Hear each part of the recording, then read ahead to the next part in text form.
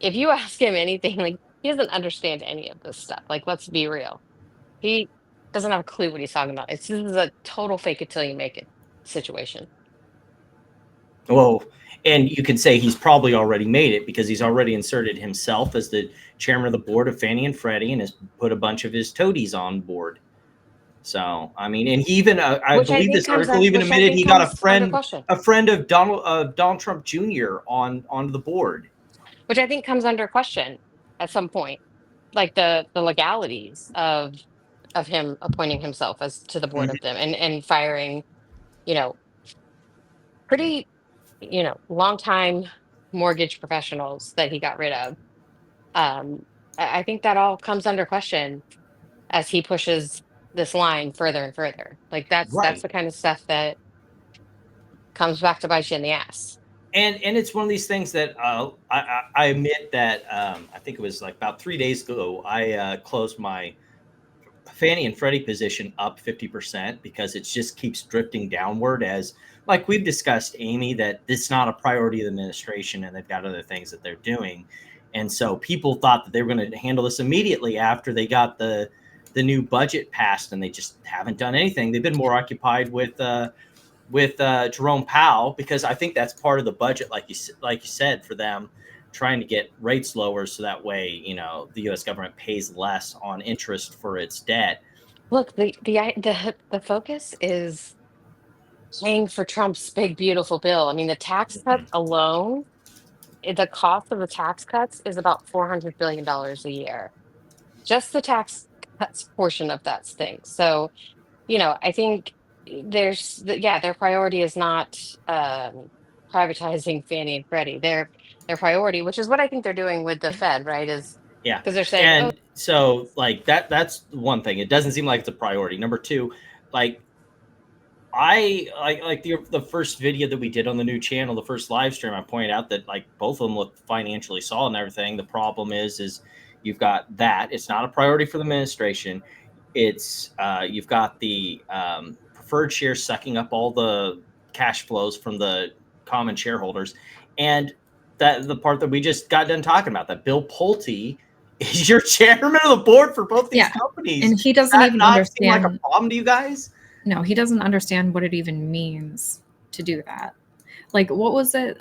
There was some article where he just changed a name. He actually tweeted about it Yeah, too. He changed it the was name of in the something because he didn't understand what it was, and he's like, "Well, it's Well, complicated. Why are we even calling Wall it that?" Street Journal article. Let me pull it back up here real quick because that oh, was the LLPA. yeah. Yes, Uh-huh. He got asked in a meeting about the loan level price adjustments and and he was like, "Hey, them. what? What does that mean?" Well, not Which just he said that. was meant to be confusing. Like, Yes, and which is right there in the article. just say that you don't understand what it is. Yeah. But like this is the sort of things that like this the guy that you want in charge who's had no experience with home building despite everyone being confused because of his last name that he has. He has no idea about how mortgages operate, even though he's gone on Fox Business and pretended like he has an idea of what interest rates are, even though Well, that and let me tell you something about interest rates. Okay, I was talking to one of my clients who's has a close relation to building homes, and like, you know, she was telling me about how brand new homes and new build homes, right? When right. they're getting inspected and they're coming in lower than what the builders are asking. And instead of dropping the prices of the homes, they're Mhm. buying down the interest rate. Okay, that's what new builders are doing instead of dropping That the prices of the homes. And so, like that Bill sounds Pulte's focus, unsustainable. right? Bill Pulte's focus should be on getting housing prices down, not on interest rates, because guess what? They're buying down the fucking interest rates instead of dropping the prices of the homes. Because Bill Pulte believes that higher home housing prices is a sign of wealth, which Well, because he's got to play to I the guess on boomer base. paper it is, right? But like it's only worth what you can sell it for.